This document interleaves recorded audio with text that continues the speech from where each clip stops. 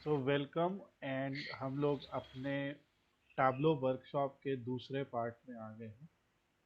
और हम्म। Tableau workshop में हम आज अपने लास्ट जो हम लोगों ने वीडियो किया था, लास्ट जो हम लोगों ने डिस्कशन किया था, उसमें हमने इंस्टॉलेशन और डेटा टाइप ऑफ टैब्लो के बारे में जो है जाना था। और उसमें मैंने आपको कुछ सैम्पल टैब्लो के वर्क भी दिखाए थे, वो पूरा इस चैनल के ऊपर है और आप लोग उससे रिवाइज कर सकते हैं जाके। अब ये सेकेंड पार्ट है टैब्लो का। और जैसा हमने डिस्कस किया था, हमारे पास जो टैब्लो का वर्जन अवेलेबल है वो टैब्लो पब्लिक है। आपके पास जो वर्जन है वो टैब्लो पब्लिक का कोई पर्टिकुलर वर्जन हो सकता है। मेरे पास 2021.4 है। मैं उस टाइम से इसे यूज़ कर रहा हूँ। आप अभी करेंगे तो आपको लेटेस्ट वर्जन मिलेगा। अब हम लोग आज एक एक्सेल फाइल को कनेक्ट करेंगे। कल हम लोगों ने एक दूसरा उदाहरण लिया था जिसमें हम लोगों ने नॉर्थविंड नाम के एक सो डेटा सेट को हम लोग यहाँ एक पे टैबलो किया था। वर्कशॉप इसको कर मैं रहे हैं। म्यूट कर दूँ। सो कल हम लोगों ने एक नॉर्थविंड नाम के डेटा सेट को जो है इंट्रोड्यूस किया था। और नॉर्थविंड वाला जो डेटा सेट था उसका आपको डेटा सेट का सोर्स वगैरह वो सब मैं आपको अभी प्रोवाइड कर दूंगा। स्लाइड स्कोप के ऊपर मैंने उसको अभी अपलोड कर दिया है और उसका लिंक आपको वीडियो के डिस्क्रिप्शन में मिल जाएगा। आज हम लोग फिर से शुरू करते हैं। और आज हम लोग जिस डेटा सेट को कनेक्ट करेंगे वो कहलाता है sample super store data set. So आज हम लोग जिस डेटा सेट को कनेक्ट करने वाले हैं वो कहलाता है sample super store data set. ये sample super store data set मैंने कल भी थोड़ा सा आप लोगों को इसके बारे में बताया था। और इसको मैं डेस्कटॉप पे इसका शॉर्टकट भी बना देता हूँ। तो ये sample super store data set जो है ये एक सुपर स्टोर का डेटा सेट है, जैसे इसका नाम है। हम लोगों ने नॉर्थविंड डेटा सेट को पढ़ा था अपने लास्ट वीडियो के अंदर, या जो हम लोगों ने एसक्यूएल की जितनी भी सीरीज की है उसमें हमने नॉर्थविंड डेटा सेट को कवर किया है। तो ये sample super store data set जो है एकदम उसी तरीके का डेटा सेट है जिसमें आपके पास ऑर्डर्स, रिटर्न्स, पीपल, यानी इसको हम बोल सकते हैं, पीपल को हम एम्प्लॉय भी बोल सकते हैं। यहाँ पे कस्टमर्स, सेगमेंट सब कुछ है। यहाँ पे आपको consumer segment, home office, corporate, हर तरह के सेगमेंट आपको मिलेंगे। कंट्री है, सिटी है, स्टेट है।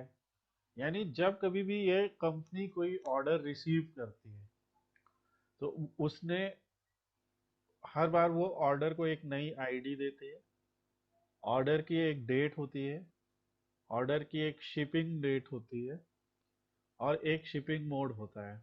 ऑर्डर की एक कस्टमर आईडी होती है, कस्टमर का नाम होता है, country, city, state, postal code, उस ऑर्डर में कितने रुपए की या कितने डॉलर है, एक्चुअली ये डॉलर्स में है, तो कितने डॉलर्स की सेल हुई, क्वांटिटी ऑफ प्रोडक्ट कितना मंगाया गया, उस प्रोडक्ट पे डिस्काउंट कितना आपको मिला और प्रॉफिट आपको कितना मिला, ये इस डेटा में पूरा हमने दिखाया हुआ है।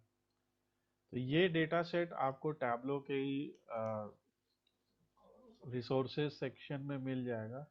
मैंने लास्ट वीडियो में भी बताया था, मैं फिर बता देता हूँ। आपको गूगल पे सिर्फ जाके सर्च करना है sample super store data set download. So video के डिस्क्रिप्शन में भी मैं ये लिंक शेयर कर दूंगा। और यहाँ पे आपको ये एक्सेल फाइल मिल जाएगी, बड़ा इजीली मिल जाता है ये। और यहाँ पे आप इसको सीधे डाउनलोड कर सकते हैं। तो अलॉन्ग विद जो हमने लास्ट वीडियोस में जो भी डिस्कशंस किए अलॉन्ग विद देम, अगर आप सैम्पल सुपर स्टोर के ऊपर हैं तो आप सैम्पल सुपर स्टोर यहाँ से डाउनलोड कर सकते हैं। अब हम टैब्लो में आ जाते हैं, और क्योंकि हमारी जो ये फाइल है ये एक एक्सेल फाइल है, सो इसको हम यहाँ से जैसे ही हम लोकेट करेंगे, यानी मेरे कंप्यूटर के अंदर वो फाइल कहाँ पे है हम लोग उसे लोकेट करेंगे, और लोकेट करा हमने यहाँ पे और इसे लोड कर लिया। जैसे ही आप इसे लोड करेंगे, लोड करते ही आपको उस एक्सेल फाइल में जितनी भी शीट्स थी, जैसे यहाँ पे 3 शीट हैं, ऑर्डर, रिटर्न और पीपल। अगर हम इसे एसक्यूएल डेटाबेस के संदर्भ में बात करें या एसक्यूएल डेटाबेस से रिलेट करके बोलें, तो जिस तरह से एसक्यूएल डेटाबेस में कई टेबल्स होती हैं, वैसे ही एक एक्सेल फाइल में कई शीट्स हो सकती हैं। ये शीट्स आपस में कनेक्टेड होंगी, आपस में रिलेटेड होंगी। सो उसी तरीके से यहाँ पे शीट्स आ गई हैं, और वो तीनों शीट आपको यहाँ पे नजर आ रही है।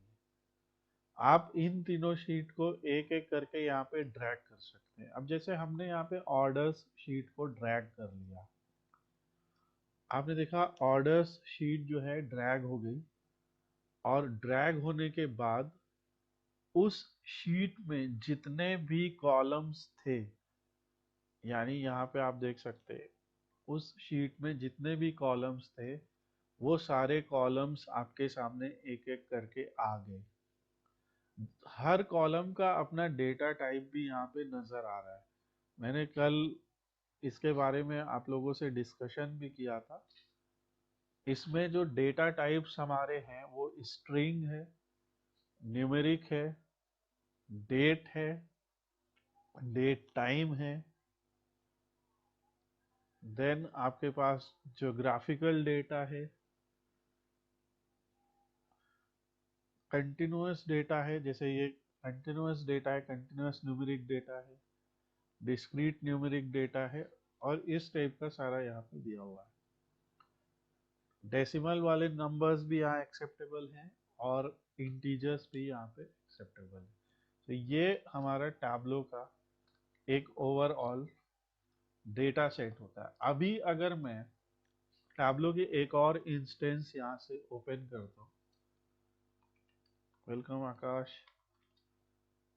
तो अभी टैब्लो की मैंने एक और इंस्टेंस यहाँ से ओपन की। Hello sir. हाँ, तो अब अभी हम लोग ने बस 5 मिनट डिस्कस किया, कंटिन्यू कर रहे हैं। वीडियो रिकॉर्ड हो रहा है, जो कुछ भी बचेगा वो तुम वहाँ से एक बार रिवाइज कर लेना। Okay so sir. ना ये टैब्लो का इंटरफेस है। ओके, जब आप टैब्लो को ओपन करते हैं, जैसा मैंने कल भी बताया, यहाँ पे आपको साइड में फाइल से कनेक्ट करने का ऑप्शन आता है, Excel, text, JSON, Microsoft Access and so on. अब हम लोग यहाँ से क्या करते हैं, हमारे पास एक और डेटा सेट है जिसका नाम नॉर्थविंड डेटा सेट है। ये सारे डेटा सेट्स का यूआरएल आपको वीडियो डिस्क्रिप्शंस में मिलता रहेगा, और जो स्टूडेंट हमसे डायरेक्ट लाइव क्लास कर रहे हैं उनको मैं व्हाट्सएप में भी भेज दूंगा। यहाँ पे आप देखिए, ये नॉर्थविंड डेटा सेट जो है उसमें हमारे पास प्रोडक्ट्स हैं, कैटेगरीज है, कस्टमर्स हैं, एम्प्लॉयज है, ऑर्डर्स है, और ऑर्डर की डिटेल्स है। हम लोगों ने नॉर्थविंड डेटा सेट अपने एसक्यूएल की कंप्लीट सीरीज में पूरा कवर किया हुआ है। बट अगेन, जैसे ये नॉर्थविंड डेटा सेट है, लेट्स ओपन दिस टेबल्स। जैसे कैटेगरीज, तो कैटेगरीज आप ओपन करेंगे तो पिक्चर को छोड़ देते हैं, बाकी आप देखेंगे ये कैटेगरीज का सिंपल सा टेबल है। कैटेगरी की आईडी 1 से लेके 8 तक है, कैटेगरी का नाम है, और उसका डिस्क्रिप्शन है। अब कैटेगरीज के बाद ये प्रोडक्ट्स है। प्रोडक्ट्स में आप देखेंगे प्रोडक्ट की आईडी है, सब प्रोडक्ट्स के अपने नाम हैं, उनको किस सप्लायर ने सप्लाई किया, और उनकी क्या कैटेगरी आईडी है ये दिया हुआ है। Is it clear to everyone? Yes, sir. Now इस कैटेगरी आईडी को हम इस कैटेगरीज टेबल में देखें तो इस टेबल में इस एक्सेल, ये सीएसवी फाइल है बाय द वे, इस सीएसवी फाइल में आप देखेंगे जो कैटेगरी आईडी यहाँ पे है वही सेम कैटेगरी आईडी इस प्रोडक्ट्स टेबल में, राइट? अब अगर मैं Yes, sir. पूछूं कि ये जो uncle Bob's organic dried pears है, let's say, okay, let's take this. So अगर मैं पूछूं ये uncle Bob organic dried pears ये किस कैटेगरी को बिलोंग करता है, तो आप यहाँ डायरेक्ट उस कैटेगरी का नाम नहीं बता सकते।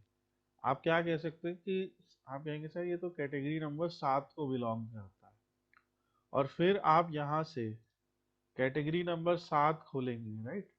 और आप देखेंगे ये तो प्रोड्यूस है, ओके। सो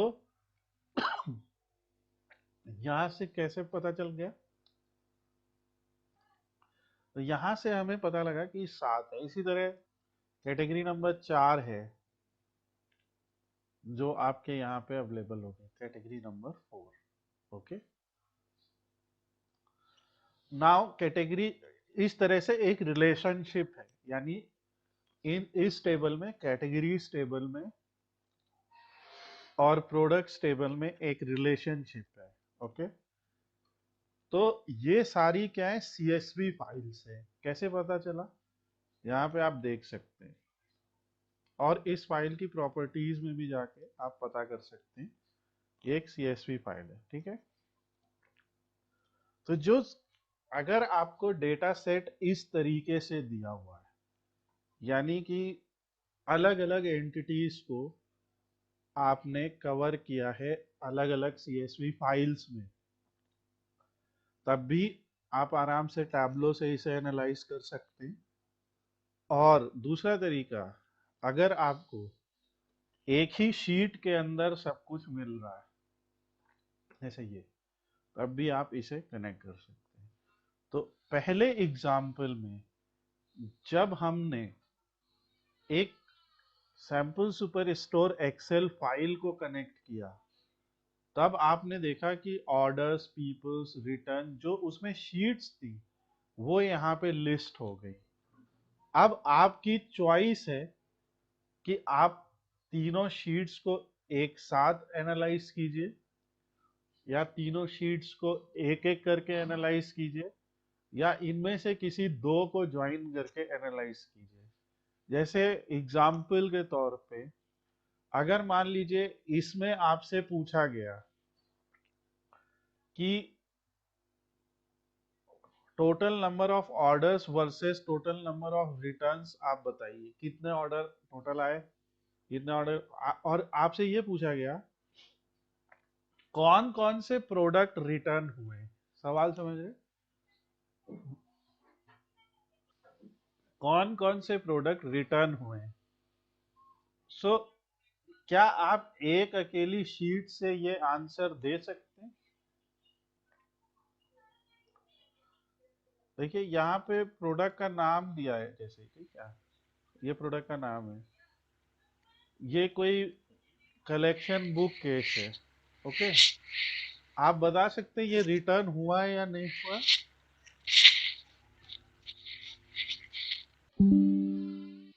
अब यहाँ पे जब तक हम ऑर्डर टेबल को रिटर्न टेबल से ज्वाइन नहीं करेंगे, ठीक है, तब तक जो है हम ये चीज नहीं बता सकते। अब यहाँ पे ये लिखा हुआ है ऑर्डर आईडी CA 2000 समथिंग, इसे कॉपी करते हैं और यहाँ पे इसे फाइंड करते हैं, तो आप देखेंगे ये मिला। इसमें कौन सा प्रोडक्ट आया था, क्या था, ये सारा कुछ आप यहाँ पे बताएंगे ऐसे। लेकिन ये बड़ा टाइम टेकिंग हो गया ना, कि आप बार बार यहाँ से कॉपी करके ला रहे हैं, यहाँ पे पता कर रहे हैं, और इस तरह से रिलेशनशिप सही से नहीं बनेगा, जवाब नहीं दे पाएंगे आप। तो इसको करने के लिए क्या करना है, बस ऑर्डर से रिटर्न को ऐसे ज्वाइन कर देना है। पहली बार में मैंने ऑर्डर शीट खींची थी, देखिए मैं पहले हटा देता हूँ यहाँ से। मैंने यहाँ से ऑर्डर खींचा, यहाँ से रिटर्न को ऐसे खींचा, और आप लोगों को ध्यान देना है इस जगह पे। जब आपने ये किया तो आपको ध्यान देना है इस पर्टिकुलर एरिया में। इस जगह पे देखिए क्या हुआ, जैसे आप एसक्यूएल में करते थे, और अगर आपको एसक्यूएल नहीं भी ध्यान है तो भी यहाँ पे ये कह रहे हैं कि जो ऑर्डर टेबल की ऑर्डर आईडी है वो रिटर्न्स टेबल की ऑर्डर आईडी के बराबर है। ऑपरेटर क्या है? बराबर। अब यस सर। आपके पास सारी कंडीशंस है, यहाँ पे आप सारे तरह के कंपैरिजन ऑपरेटर्स लगा सकते हैं। ये नॉट इक्वल है, ये लेस देन है, ये less than equal, greater than, समझ गए? तो जो हम लोगों ने एसक्यूएल में ऑपरेटर्स पढ़े थे या पाइथन में ऑपरेटर होते हैं, ये सारे यहाँ पे भी एप्लीकेबल है। ये हमारे कंपैरिजन ऑपरेटर्स है। ओके, अब यहाँ पे देखिए एक और शीट भी है, पीपल। पीपल किससे कनेक्टेड है? रीजन से, राइट? इस टेबल में भी रीजन नाम का कॉलम है, और अगर आप थोड़ा सा इसको और एनालाइज करेंगे, ये रहा, अरे यार अभी मिल गया, ये यहाँ पे भी रीजन नाम का कॉलम। तो अब हम इसको रिटर्न्स को ऑर्डर से ज्वाइन कर देते हैं। तो ये रिलेशनशिप है। रिलेशनशिप और ज्वाइन थोड़े से डिफरेंट चीजें हैं। टैब्लो के अगर आप पुराने वर्जन्स में काम करेंगे तो टैब्लो के पुराने वर्जन्स में ज्वाइन मिलता था। तभी मैंने उस पर भी वीडियो बनाया हुआ है, मेरे चैनल पे मिल जाएगा, मैं लिंक भी शेयर कर दूंगा। तो ज्वाइन में ये होता था कि आप बताते थे कि कौन से तरह का ज्वाइन है, inner join, left join, right join, outer join. अब यहाँ पे ये कंसेप्ट नहीं, ये अपने आप समझ रहा है। अब इसने रिटर्न्स को, सॉरी मैंने गलती से रिटर्न को ही डाल दिया दोबारा, हमें यहाँ पीपल को करना था, सॉरी। तो जब हमने पीपल को किया तो फिर देखिए ऑर्डर में जो रीजन है वो पीपल में रीजन है। तो अगर उन दोनों शीट्स में कॉलम के नाम कॉमन है तो अपने आप रिलेशनशिप ये बना देगा। How do relationship differ from joins, ये इसने यहाँ पे कोई आर्टिकल लिखा हुआ है टैब्लो ने, आप उस आर्टिकल को पढ़ सकते हैं इफ यू वांट, बट मैं धीरे धीरे आपको ये समझा दूंगा ये कैसे। पहले यहाँ Here पे we जो are in the Tableau desktop UI. Just that table अब यहाँ and पे can be used. ये देखिए ऐसे ज्वाइन आते थे, inner join, left join, right join. अब ये रिलेशनशिप्स है, बाद में हम समझेंगे इसको। अब ये हमारा पूरा डेटा सेट कंप्लीट हो गया। Is it clear to everyone?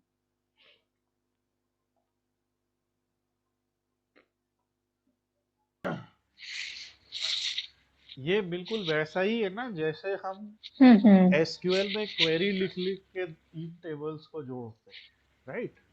Yes sir. यहाँ पे आपको कोई क्वेरी नहीं लिखनी पड़ी, आपको बस इतना पता होना चाहिए था कौन सा टेबल कौन से अदर टेबल के साथ रिलेटेड है। ओके,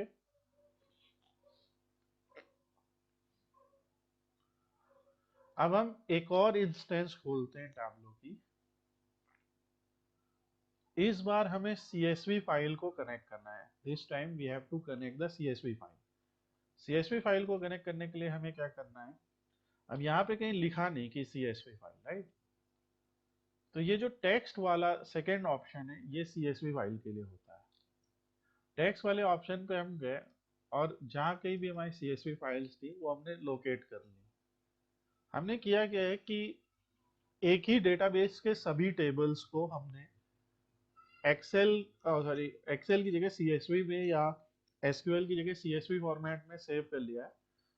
और यहाँ पे आप देख सकते हैं .txt, .csv, .tab, .tsv, ये सब आपके फाइल जो है यहाँ से कनेक्ट कर सकते हैं आप। यानी कि अगर आपको किसी ने कहा कि एक टास्क दिया था कि मेरे लिए डेटा एनालाइज करके दिखाओ, तो आप यहाँ से कर सकते हैं। अब यहाँ पे कैटेगरीज, कस्टमर्स, एम्प्लॉय सब कुछ है। हम लोग यहाँ पे एक टेबल को लोड कर लेते हैं, डिफॉल्ट प्रोडक्ट्स को। क्योंकि मैंने सारे टेबल्स को एक ही फोल्डर के अंदर सेव कर लिया था। आप इस साइड पे देखिए, इस साइड पे आपको वो सारे टेबल नजर आएंगे। Can you see? देखिए, हम लोगों ने प्रोडक्ट्स को लोड किया है, पर इसने उस ही फोल्डर के सारे और टेबल भी हमारे लिए वहीं पे ही अवेलेबल कर दिए। आप आप समझ गए इससे फायदा क्या हुआ? अगर सोचिए हमने अलग अलग फोल्डर में किए होते तो हमें बार बार अलग अलग फोल्डर्स में जाना पड़ता, राइट?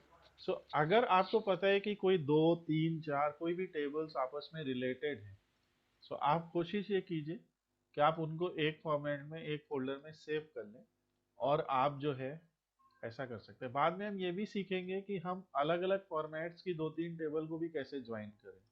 लेट्स से कि एक हमारा एसक्यूएल में है और एक एक्सेल में, तभी हम कोशिश करेंगे टैब्लो से उसे ज्वाइन करने की।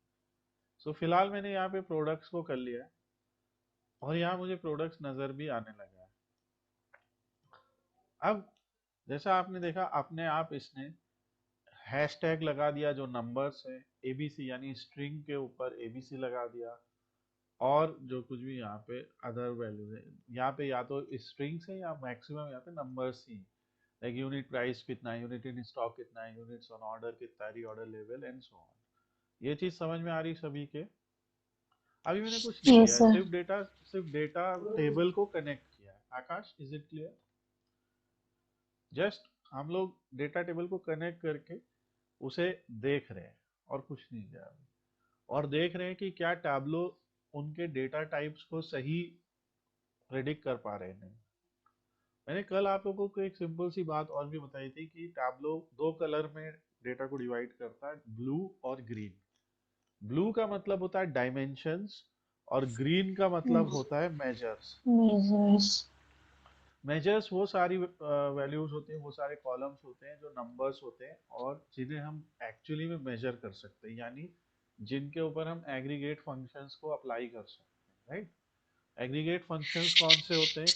एग्रीगेट फंक्शंस, मैं बार बार आप लोगों को रिमाइंड कराते रहूंगा, एग्रीगेट फंक्शंस होते हैं, एग्रीगेट फंक्शंस होते हैं sum, minimum, maximum, okay, variance, standard deviation, आगे पढ़ेंगे।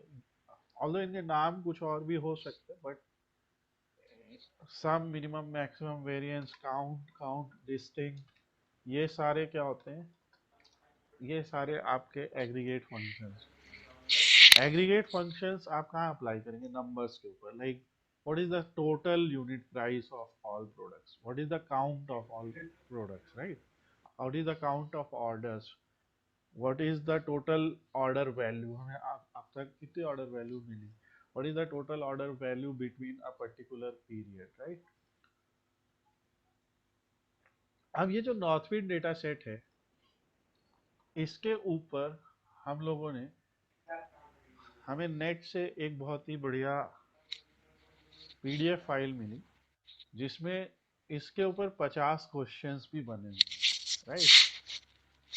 Hmm. आप देख सकते हैं, लाइक ऐसी रिपोर्ट बनाइए, पहला सवाल पढ़ते हैं, ऐसी रिपोर्ट बनाइए जिसमें कैटेगरी नेम, उसका डिस्क्रिप्शन दिखे कैटेगरीज टेबल से, और उसे सॉर्ट कीजिए कैटेगरी नेम द्वारा। सो अगर हम टैब्लो सीखने के लिए, मानिए, इन 50 सवालों को सॉल्व करें एक एक करके, राइट, और देखें कि कैसे हो पा रहा है, सो आप काफी हद तक टैब्लो को सीख जाएंगे, काफी हद तक टैब्लो के जो ऑप्शंस हैं, जो डिफरेंट स्क्रीन है, डिफरेंट चीजें, वो सीख जाएंगे। ऐसा नहीं है कि सब कुछ आ जाएगा, बट काफी हद तक आ जाएगा। अब क्योंकि ये नॉर्थविंड वाला जो हमारा सवाल है, नॉर्थविंड के जो सवाल है, इन सब का जो आउटपुट है वो टैबुलर आउटपुट ही है। आप समझ रहे हैं बात? इन सब के आउटपुट में क्या आएगा, एक टेक्स्ट टेबल ही तो आएगा, राइट। किसी ने कहा कि एक ऐसी रिपोर्ट बनाए जिसमें कस्टमर आईडी लोअर केस में हो और इस नाम से रिव्यू, ये सारे टेक्स्ट आउटपुट्स हैं। पर टैबलो टेक्स्ट आउटपुट के अलावा और भी बहुत कुछ कर सकता है, और क्या कर सकता है, ग्राफिकल आउटपुट भी दे सकता है, राइट, ग्राफ के फॉर्म में। और ग्राफ कौन कौन से टाइप के हो सकते हैं, तो जैसे हमने देखा aggregate functions, common aggregate function, उसी तरह से ग्राफ्स भी है यहाँ पे। पाई चार्ट है, बार ग्राफ है, ठीक है, हॉरिजॉन्टल बार है, एच बार बोल देते हैं इसे, ट्री मैप है, हिस्टोग्राम है, सब पढ़ाऊंगा एक एक करके, है। लाइन चार्ट है। सबसे इम्पोर्टेंट बात कि पाई चार्ट कौन सी सिचुएशन में बनेगा और बनाना चाहिए, पाई चार्ट कब बना के हम बेहतर आउटपुट दे सकते हैं, बार चार्ट कब बना के दे सकते हैं। इसके अलावा इसमें बहुत सारे, जैसे बॉक्स एंड विस्कर प्लॉट। अब जैसे आप लोगों को ये कुछ नाम ही आपने पहली बार सुने होंगे, ये क्या है। सो अगर आप उस जोन में, तो लेट्स से कि जो हम लोगों का चैनल है, आप उस पे अगर जाएंगे और बॉक्स एंड विस्कर डालेंगे, लेट्स से यहाँ पे मैंने अपने किसी चैनल में दिया है, तो पूरा मैंने इस पे वीडियो भी किया है, और इन जनरल ये बॉक्स एंड विस्कर प्लॉट होता क्या है, ठीक है, ये स्टैटिस्टिक्स में क्या दिखाता है, ये भी पूरा मैंने यहाँ पे बताया होगा।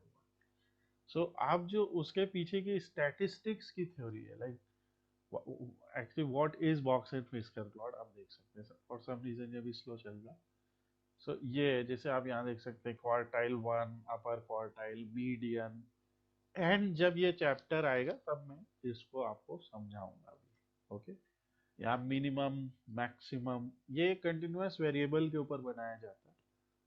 जैसे किसी मार्क्स ले लें, किसी स्टूडेंट के मार्क्स आए, so minimum marks, maximum marks, let's not go there, जब हम इस चैप्टर पे आएंगे तब आएंगे। तो यहाँ पे बस ये बताने की कोशिश की जा रही है कि एसक्यूएल में जिस तरीके से हम टेक्स्ट आउटपुट्स को ही दिखाते थे, हमारे जो आउटपुट थे वो टेक्स्ट टेबल्स ही थे मैक्सिमम केस में। ऑल्दो PHP माई एडमिन में ये कैपेबिलिटी थी कि वो कुछ ग्राफ्स दिखा सकता था, बट टैबलो वगैरह की कैपेबिलिटी उससे कहीं ज़्यादा है। ये आपको कई तरीके के ग्राफ दिखा सकता है, जिसमें कुछ नाम मैंने लिखे, कुछ इसमें एक बहुत अच्छा ग्राफ है, जैसे मैप ग्राफ्स लेंगे। एक मैप में पूरा एक आपको टैबलो ने पिन कोड के द्वारा, एरिया के द्वारा पूरे विश्व का नक्शा है इसमें, और आप वहां देख सकते हैं। इसका एक छोटा सा डिमॉन्स्ट्रेशन हमने लास्ट वीडियो में भी किया था। अब हम लोग एक एक करके अलग अलग तरह के डेटा सेट्स को लेंगे और इस टाइप के सारे ग्राफ्स बनाएंगे और समझेंगे कि कब कौन सा ग्राफ बनाना चाहिए, कब कौन से ग्राफ से हमें आंसर देना चाहिए। इसमें और भी एक बबल चार्ट, इसमें हम एक मल्टीपल एक्सिस चार्ट भी बना सकते हैं, लाइक लाइन प्लस बार भी बना सकते हैं, वो भी मैं सिखाऊंगा। लाइक एक ही ग्राफ में लाइन भी है, उसमें बार भी है, लाइक हमें दो वेरिएबल्स को एक साथ एनालाइज करना है, तो हम ऐसा भी कर सकते हैं। सो आगे बढ़ते हैं। अभी तक का जो कुछ भी डिस्कशन हुआ उसमें हम लोगों ने कुछ पढ़ा नहीं, सिर्फ जाना है। अभी भी टैबलो का इंट्रोडक्शन फेज पे ही है।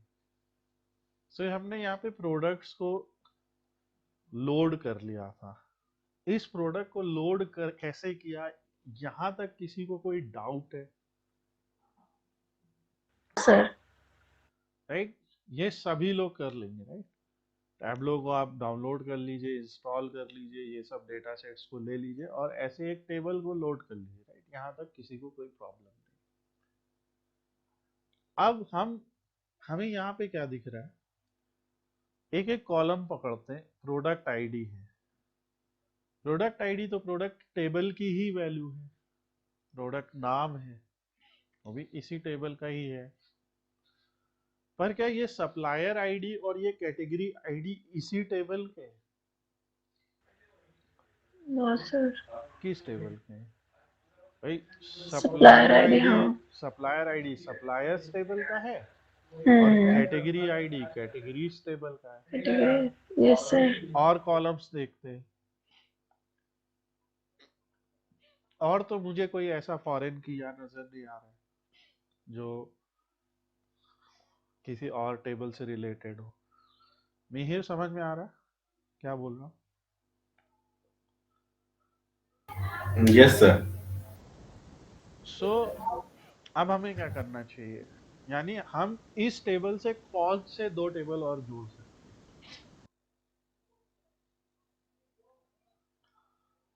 जल्दी बोलिए, बोलिए बोलिए। कैटेगरी और सप्लायर कैटेगरीज और वाले call. Suppliers, okay. Yes sir. तो कैटेगरीज को उठा के ऐसे साइड में रख दो, और सप्लायर्स को भी उठा के इसी टेबल से जोड़ दो। हो गया, राइट? Yes sir. इतना सा करने के लिए एसक्यूएल में हमें काफी कुछ कोड लिखना था। लिखना पड़ता था। अगेन यहाँ पे बिल्कुल भी हम ये डिबेट नहीं कर रहे हैं कि एसक्यूएल से टैबलो अच्छा है कि टैबलो से एसक्यूएल अच्छा है कि कौन खराब है। हम सिर्फ ये समझ रहे हैं कि अगर हमें एसक्यूएल की नॉलेज है अच्छी तरीके से, उसके बाद भी हम उस नॉलेज को ही यूज करते हुए, हम उसी ने हमें सिखाया है ज्वाइंस क्या है ये सब, और अगर किसी को एसक्यूएल की कोई नॉलेज भी नहीं है तब भी वो भी जान सकता है कि भाई इस टेबल में क्योंकि ये दो कॉलम फॉरेन के हैं, इसलिए ये दो कॉलम जिन टेबल्स में उन्हें ज्वाइन कर दो। आप इन ज्वाइन के ऊपर जाइए, तो ज्वाइन के ऊपर जाइए, लिखा है कैटेगरी आईडी बराबर कैटेगरी आईडी। इस ज्वाइन के ऊपर जाइए, लिखा है ये सॉरी ज्वाइन नहीं है, ये रिलेशनशिप, ओके। यस। अब हम लोग इतना ही लोड कर लेते हैं डेटा, ओके। हम एक्चुअली तो सभी चीजों को लोड कर सकते हैं, बट लेट्स लोड इतना डेटा, ठीक है। अब यहाँ पे ऐसे देखिए, दिख रहा है आपको? ये तीन टेबल आ गए, ओके। यहाँ क्या लिखा है? डेटा। यहाँ क्या लिखा है? एनालिटिक्स। यहाँ पे अभी हम लोग शुरुआत में सिर्फ ये डेटा से काम करेंगे। यहाँ पे लिखा है शीट। तो जिस तरीके से एक्सेल शीट जो है, एक्सेल शीट में आप नए नए शीट में नया नया डेटा लिख सकते हैं, उसी तरीके से यहाँ पे भी आप नई नई शीट्स बना सकते हैं, और हर शीट में आप एक नए तरीके का विजुअलाइजेशन, नए तरीके की एनालिसिस कर सकते हैं। ये बात क्लियर है? यस बताइए, सर। राइट? और इसमें एक डैशबोर्ड भी होता है। ये डैशबोर्ड, एक डैशबोर्ड क्या होता है? जब हमें एक किसी पूरी कहानी को समझाना होता है। ये मैंने कल भी दिखाया था डैशबोर्ड का एक एग्जांपल। सो डैशबोर्ड बेसिकली जो अलग अलग शीट्स या अलग अलग डैशबोर्ड्स हमने बनाए हुए, उन सबको हम एक ही में रिप्रेजेंट कर दें। इट्स लाइक कि मैंने कुछ एनालाइज किया, कुछ एनालाइज किया, और सबको एक में मैंने ला दिया। अभी हम वहां तक पहुंचेंगे आज, छोटा सा। अब इसके पहले मैं इस टेबल, इस डेटा के सारे टेबल्स को जोड़ लेता हूँ, ठीक है। ऑल्दो आप लोग के लिए ये थोड़ा सा डिफिकल्ट होगा समझने में कि मैं क्यों जोड़ ले रहा हूँ, बट ये डायग्राम क्योंकि मुझे मालूम है मैं जोड़ सकता हूँ। अब अगर मैं और धीरे आपको दिखाता भी हूँ क्यों। जैसे ये ऑर्डर डिटेल्स टेबल है, इसमें जल्दी से बताइए कौन सा कॉलम फॉरेन की है या कौन सा कॉलम बाहर का है, प्रोडक्ट आईडी। राइट? हम्म। और ऑर्डर आईडी खुद भी। Order ID. ये रिपीट हो रहा है ना, देखिए, यूनिक यूनिक। Yes sir. तो यानी कि पहला काम तो मैं क्या कर सकता हूँ कि पहले मैं नॉर्थ विंड में ही आ जाता हूँ, यस। तो प्रोडक्ट से मैं ऑर्डर डिटेल्स को जोड़ सकता हूँ ऐसे, क्योंकि मुझे पता है कि ये दोनों एक हैं, पर वो कह रहा है हमें मिला नहीं कोई कॉमन कॉलम। तो प्रोडक्ट में मैंने सेलेक्ट किया प्रोडक्ट आईडी, और ऑर्डर डिटेल में भी मैंने सेलेक्ट किया प्रोडक्ट आईडी। कई बार नाम मिसमैच होने की वजह से वो ज्वाइन नहीं करेगा, राइट? तो आप Okay, sir. यहाँ से उसे बता भी सकते हो कि भैया Mhm. उसके नाम, यहाँ देखो प्रोडक्ट आईडी ऐसे लिखा है बिना स्पेस के, और यहाँ पे स्पेस दिया हुआ, बस इतने से वजह से वो नहीं ज्वाइन कर रहा था, तो मैंने उसको बता दिया। और अभी हमने देखा कि ऑर्डर डिटेल में ऑर्डर आईडी भी है, राइट? तो हमने ऑर्डर को भी यहाँ से ज्वाइन कर दिया। इतना क्लियर है? देखो ये भी ज्वाइन, अगर नहीं हो पाएगा तो खुद ही बताएगा, देखो ये भी ज्वाइन। अब ऑर्डर आईडी में, ऑर्डर आईडी को पढ़ते हैं। ऑर्डर आईडी में आपको कौन कौन से फॉरेन नजर आ रहे हैं? देखो कस्टमर्स और employee, right? Yes, sir. Mhm. Customer की भी आईडी दी हुई है, एम्प्लॉय की भी आईडी दी हुई है, Employee. बाकी Mhm. सब, और एक ये शिप वाया भी है। ये थोड़ा सा कंफ्यूजिंग है, लेट्स नॉट गो देयर अभी, बट कस्टमर और एम्प्लॉय तो साफ दिख रहे हैं। तो ऑर्डर में जोड़ देते हैं, इधर से एम्प्लॉय को जोड़ देते हैं, ये एम्प्लॉय जुड़ गया, ये देखिए जुड़ गया, और इधर से क्या करते हैं, कस्टमर्स को जोड़ देते हैं, ये भी जुड़ गया। समझ रहे आप बात? ये हम लोग Yes, का sir. ये हम लोग का मंगलयान तैयार है। Mm. अब जो है, आप इसको जो भी कहना चाहे, बट ये आपका, इसको हम लोग ईआर डायग्राम या एक डेटाबेस डायग्राम, जो भी आप इसको नाम देना चाहें, बट हम लोग ने इसको ऐसे किया है। अब इसी सेम चीज को करने के कई तरीके हो सकते हैं, कि आप कस्टमर को पहले ले आए फिर उससे सब जोड़ते चले जाए, बट ये ऐसा है, ठीक है? सो हमने ज्यादातर टेबल को कर लिया। अब जैसे इस पे एम्प्लॉय टेरिटरीज है, वो हमें पता है कि एम्प्लॉय से जुड़ जाएगा, क्योंकि एम्प्लॉयज और एम्प्लॉय टेरिटरीज है, वो अलग डेटा है, ठीक है? रीजन्स है, अभी बाकी देखेंगे, लेट्स इतना डेटा पे फोकस करते हैं, और यहाँ पे शीट पे आ जाते हैं, ठीक है? अब जितनी टेबल भी हमने यहाँ पे ज्वाइन कर दी है, वो सारी टेबल यहाँ पे ऐसे आ गई, देख रहे हैं? Sir. अब हम अपने 50 सवाल ओपन करते हैं। पहला सवाल ओपन करते हैं, यहाँ पे लिखा है Mm. Create a report that shows category name and description from categories Okay. Sorted by category name, ठीक है? तो Mm. ये क्या Yes. देखना चाहते हैं, कैटेगरी का नाम, बगल में उसका डिस्क्रिप्शन साइड में, और Mm. Order कैटेगरी by और category name. Order by category, okay? तो हम Mm. कैटेगरीज टेबल पे जाते हैं, सीधे उसे एक्सपेंड किया, यहाँ से कैटेगरी नेम, अच्छा क्या चाहिए उन्हें, कॉलम चाहिए, तो ऐसे कैटेगरी नेम दिया, ऐसे ले लिया रो में, ठीक है? और साइड में क्या चाहिए, डिस्क्रिप्शन निकाल लो, आ गया, ठीक है? सॉर्टेड बाय, तो ये इसको हम default sort order, alphabetical order, जो भी आप चाहें, आप इसको यहाँ पे कर सकते हैं। Is it okay? Yes. ये देखिए सॉर्टेड है, राइट? आप Mm. इसको यहाँ पे छोटे से एरो पे अगर आप क्लिक करेंगे ना, तो ये ऊपर से नीचे और नीचे से ऊपर सॉर्ट होगा, राइट? ये देखिए, अभी इस आइकन पे फोकस कीजिए, अभी आइकन क्या कह रहा है, कैटेगरी नेम बड़े से छोटा, राइट? दिख रहा है? ये सिग्नल जैसा आ रहा है ना मोबाइल पे, Yes, sir. तो क्या है ना, Mm. बड़े से छोटा, और अब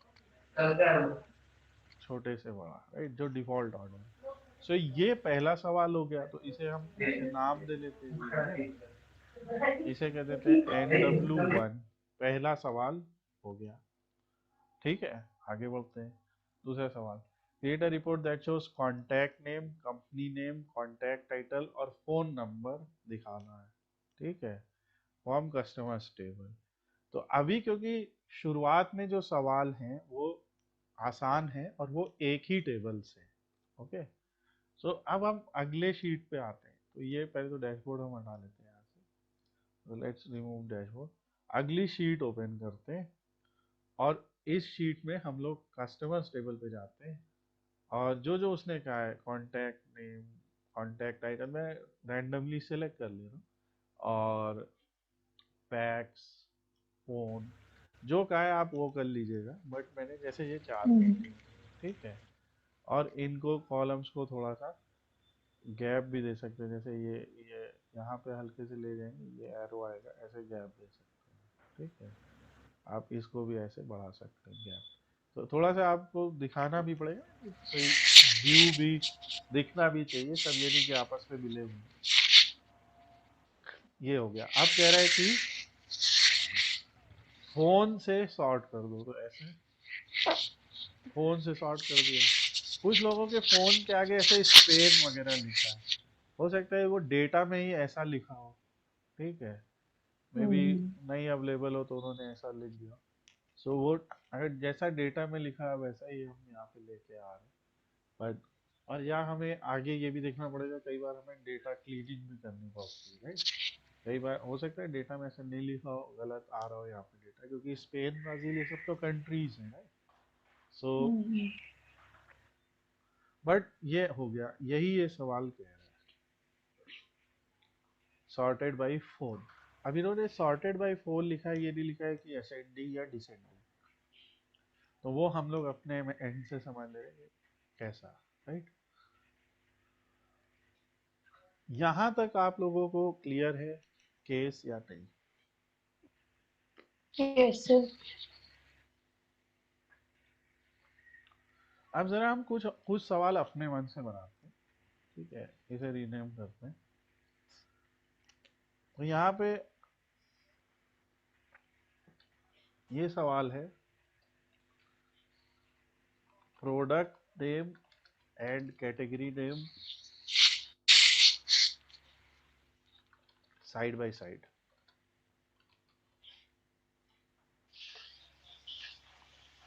अगर आप डेटा सोर्स लेवल पे जाएं तो आप देखेंगे प्रोडक्ट नेम, तो यहाँ पे प्रोडक्ट नेम के साइड में सिर्फ कैटेगरी की आईडी है। yes sir, और अगर आप कैटेगरीज टेबल में जाएं तो यहाँ कैटेगरी नाम के बगल में कोई प्रोडक्ट का नाम नहीं है, राइट। हम्म, हम्म, सो इस टेबल में क्या किया गया, प्रोडक्ट का नाम लिखा गया और कैटेगरी की आईडी लिख दी गई, क्योंकि एक ही कैटेगरी के कई प्रोडक्ट यहाँ पे लिस्टेड है। अगर हम कैटेगरी का नाम बार बार यहाँ पे लिखेंगे तो हमारा बहुत स्पेस चला जाएगा, पर आईडी तो बहुत कम स्पेस लेगी ना। और फिर इस आईडी को रिलेट करके हम यहाँ से उस प्रोडक्ट की कैटेगरी का नाम आराम से उठा सकते हैं। सो इस वजह से आप लोगों को भी हमेशा डेटा सेट्स को इस तरीके से ही फॉर्मेट करना चाहिए कि जो वैल्यू बार बार आएगी डेटा सेट में, बार बार उसे आप एक टेबल में बना लीजिए। ठीक है। इसका एक और उदाहरण देखिए यहाँ पे, जैसे यहाँ सैंपल सुपर स्टोर में क्या हो रहा है, बार बार उनके नाम आ रहे हैं। ठीक है। yes sir, सिटी के नाम आ रहे हैं बार बार, इससे डेटा काफी जा रहा है। पर अगर सपोज कीजिए हमने एक सिटी नाम की ऐसे एक शीट बना ली होती, सिटीज, मैं एक सिंपल एग्जांपल बता रहा हूँ, हमने एक शीट बना ली होती ना सिटीज, राइट।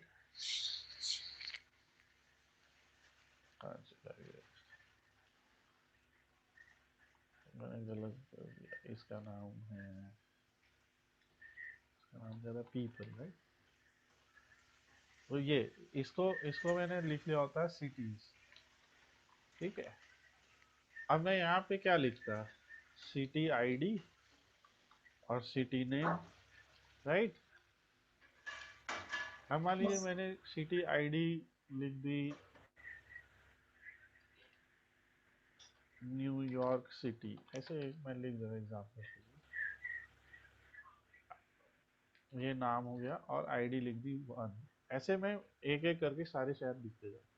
तो यहाँ पे मैं क्या कर सकता था कि उन सिटीज को ठीक है, जैसे हेंडरसन, लॉस एंजलिस, सबको उनके आईडी से रिप्लेस कर सकता हूँ और बाद में इनको ज्वाइन करके मैं बगल में उसके नाम दिखा देता हूँ, राइट। पर यहाँ पे अभी ये डेटा तो ऐसा नहीं है, पर हमारा जो ये वाला डेटा है, नॉर्थविंड वाला डेटा, उसमें ये चीज़ है कि आपके पास जो सिटीज़ हैं, वो सारी उसका कैटेगरी की आईडी यहाँ पे लिखी हुई है और उसका नाम यहाँ पे लिखा है। सो आई गेस हम लोगों ने काफ़ी डिस्कस कर लिया अबाउट ये रिलेशनशिप स्ट्रक्चर। अब यहाँ पे हमसे सवाल पूछ लिया गया कि जो प्रोडक्ट का नाम है और जो कैटेगरी का नाम है उसे साइड बाय साइड दिखाओ। ऐसा करने के लिए अगर मैं मान लीजिए प्रोडक्ट टेबल में जाता हूँ, अकेले प्रोडक्ट टेबल में, तो यहाँ से मैं प्रोडक्ट नाम तो ले आऊंगा, ठीक है, पर कैटेगरी का नाम मुझे तो नहीं मिलेगा। ये एसक्यूएल में इसके लिए हमें एक पूरी क्वेरी लिखनी पड़ती है, ठीक है। हम लिखते हैं Yes. Select products dot product name categories dot category name Category name. From products inner join, या ज्वाइन लिखते कैटेगरीज ऑन। अगेन अगर आपको एसक्यूएल नहीं समझना है तो आप इस पार्ट को स्किप कर दीजिए, बट एसक्यूएल में यही टास्क इस तरीके से होता है, ये समझ गया, राइट।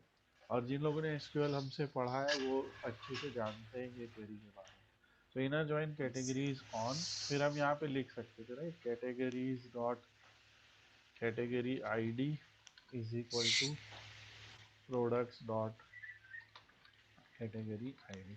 अब आपको ये मैच करना बस पड़ेगा, केस मैच करना पड़ेगा, ऑल्दो एसक्यूएल में ये ज़रूरी नहीं है।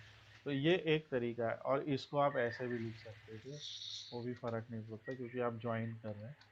सो ये ठीक है, ये एसक्यूएल का सिंटैक्स बनता है।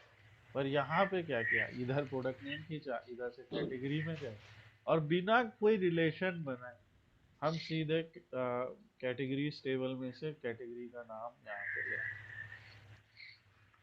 और देखिए ज्वाइन हो गया अपने आप। और अब आप इसको क्या कीजिए, ऑर्डर कर दीजिए, तो जितने बेवरेजेस हैं वो एक साथ आ गए सेकंड डिमेंशन से। अब आप कहना चाहें तो इनके प्राइस भी ले लीजिए आप, राइट, लीजिए प्राइस ले लीजिए। पर जैसे ही आप, जब तक आप यहाँ ध्यान से देखिए, जब तक आप सिर्फ डायमेंशंस के साथ काम कर रहे थे, जैसे यहाँ पे, तब तक तो बढ़िया सा टेक्स्ट टेबल ही बना हुआ था, राइट। दिस इज क्लियर है ना। जब तक आप डायमेंशंस के साथ Yes. काम कर रहे थे तब तक टेक्स्ट टेबल बना हुआ था, पर जैसे ही आप डेटा में डायमेंशन के अलावा किसी मेजर को ले आएंगे, जो कि यहाँ यूनिट प्राइस एक मेजर है, देखिए ग्रीन कलर का है, राइट, तो ग्राफ बदल जाएगा, बार बन जाएगा। बार क्यों बना, क्योंकि बार एक डिफॉल्ट ग्राफ है। जब हम एक डायमेंशन और एक मेजर को लेते हैं तो बार एक डिफॉल्ट ग्राफ है। अब हम वो कैसे दिखाएं जो हम दिखा रहे थे, टेक्स्ट टेबल। तो कुछ नहीं करना है, यहाँ जाइए, दोबारा इस पर क्लिक कर दीजिए, वापस आ गया, समझ गए आप बात, राइट। Yes. यहाँ पे क्या दिखा रहा है कि टेक्स्ट में ये देखो। और जब आप किसी भी सेल के ऊपर या उस पर्टिकुलर वैल्यू के ऊपर ले जाएंगे तो आपको पूरी ये डिटेल दिखाएगा, ठीक है। ये देखिए, ये टूल टिप कहलाता है। टूल टिप क्या दिखा रहा है, कैटेगरी का नाम क्या है। हम टूल टिप को बड़ा भी कर सकते हैं, ऐसे जैसे लिया हम क्या, इसको भैया 18 साइज में दिखाओ, इसी को सेलेक्ट किया और कहा इसे लाल या हरे कलर में दिखाओ, ओके कर दिया। अब देखिए समझ रहे आप। तो ये जो कहीं पे भी माउस ले जाने पे जो ये इस तरह से डेटा आता है उसे टूल टिप कहते हैं, ठीक है। और टूल टिप को आप अपने हिसाब से कॉन्फ़िगर भी कर सकते हैं टैबलो के अंदर। तो ये एक सिंपल सा एग्जांपल था आपके लिए कि किस तरीके से दो अलग अलग टेबल्स की वैल्यू को हमने ज्वाइन किया। अब आपको पता है कि प्रोडक्ट को एक सप्लायर भी देता है, अभी अभी हम लोग यही डिस्कशन कर रहे थे कि प्रोडक्ट को सप्लायर देता है, राइट। तो हम एक और शीट बना सकते हैं, या इसी शीट में चलिए इंक्लूड कर सकते हैं product name product name, category name, sorry product name, supplier name and category. अब ये हमारा ये नाम हो गया इसका साइड बाय साइड। तो इसके सप्लायर कैसे लाएं? कुछ नहीं, बस बगल से जाइए और यहाँ से सप्लायर को एक्सपेंड कीजिए और एक्सपेंड करके सप्लायर की कंपनी का नाम यहाँ पे ले आइए।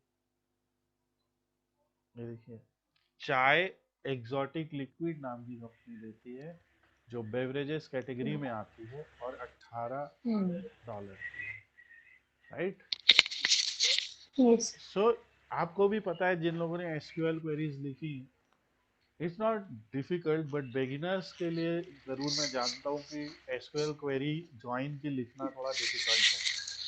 मैंने देखा है कि सिंपल सेलेक्ट आप कर लेते हैं, सिंपल वेयर आप कर लेते हैं, बट एसक्यूएल में ज्वाइन करने में शुरुआत में थोड़ी दिक्कत आती है, बट टैबलो में देखिए आप कितनी आसानी से वो ज्वाइंस कर सकते हैं, ठीक है? सो अगेन ये फाइल जो है क्वेश्चन की, इसका लिंक भी मैं शेयर करूँगा। ये जो डेटा सेट है इसका लिंक भी मैं शेयर करूँगा। सैम्पल सुपर स्टोर का भी करेंगे, बट हमारा फोकस इस वाले सुपर स्टोर पे रहेगा जिसको हम नॉर्थ विंड सुपर स्टोर बोल सकते हैं, क्योंकि इसमें हमारे पास ज़्यादा टेबल्स हैं और सब अलग अलग है। सैम्पल सुपर स्टोर को हम कह सकते हैं कि ये उसी का एक कंबाइंड डेटा है, तो इस पे भी हम बहुत सारा डेटा एनालिसिस करेंगे आने वाले चैप्टर्स में और इस पे भी करेंगे। तो आप धीरे धीरे फैमिलराइज हो जाइए इन दोनों ही डेटा सेट्स से। आप धीरे धीरे इन दोनों डेटा सेट्स को थोड़ा सा समझना शुरू कर दीजिए, और आपको अगर समझने में कोई दिक्कत हो रही तो आप बताइए, तो मैं बार बार आपको ये रिलेशनशिप स्ट्रक्चर बता सकता हूँ। मैं चाहूँगा कि ऑल्दो आप वीडियो से भी निकाल सकते हैं, बट आप चाहें तो इसका एक स्क्रीनशॉट ले लीजिए, तो आपको ज्वाइन करने में आसानी होगी बाद में, राइट? कि कौन से टेबल से मैंने कौन सा ज्वाइन किया था। ये आप एक Yes. स्क्रीनशॉट ले लीजिए, और अब आप लोगों का ये एक होमवर्क है कि आप लोग ये ज्वाइन करके मुझे इसके फोटो भी भेजिए कि मैंने ये ज्वाइन कर Okay, लिया sir. है। और जो भी सवाल आपसे हो पाते हैं, पहला दूसरा तीसरा जो भी सवाल हो पाते हैं, वो सवाल करके मुझे दिखाइए। अब हम क्या कर सकते हैं, टैब्लो पब्लिक में एक लिमिटेशन है कि अगर मैंने इसे यहाँ पे बंद कर दिया, ओके, तो मेरा सारा वर्क जो है वो बंद हो जाएगा, क्योंकि टैब्लो पब्लिक में हम अपने कंप्यूटर में देखिए कहीं पे भी सेव नहीं कर सकते इस फाइल को, ठीक है? तो इसे हम केवल टैब्लो पब्लिक पे ही सेव कर सकते हैं, यानी टैब्लो का जो सर्वर है उसी पे ही सेव कर सकते हैं, ठीक है? जो पब्लिक सर्वर है, तो इसको हम यहाँ पे सेव कर लेते हैं। इसके लिए ये आपसे आपके आईडी पासवर्ड मांगेगा, ओके? तो जब जब आप ये वर्क करते हैं तो आप उसका एक आईडी पासवर्ड मांगता है, और वो आईडी पासवर्ड आप जो है यहाँ पे लिख लीजिए। लेट्स सी कि मुझे आईडी पासवर्ड याद है कि नहीं।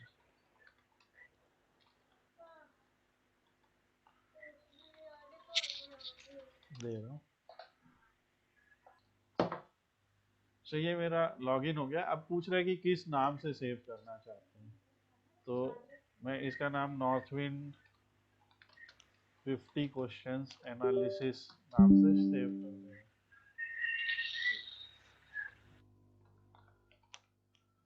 इसे सेव कर दिया, और अब ये मुझे वहाँ पे सीधे जब जब मैंने सेव किया है तो ये उसका यूआरएल पे मुझे लेके जाएगा। मैं वो पूरा प्रोसेस दिखाना चाहता हूँ, वैसे टाइम नहीं, ये यूआरएल पे मुझे ले गया जो भी मेरा डिफ़ॉल्ट ब्राउज़र था। यहाँ पे देखिए जो मैंने एनालिसिस की थी, आप देख रहे हैं ना पूरी, वो Yes, यहाँ sir. पे कर दी। ये सारे टैब है, मेरे टैब यहाँ पे दिख रहे हैं, और यहाँ से एडिट भी मैं ऑनलाइन कर सकता हूँ उसको। आप समझ रहे हो? आप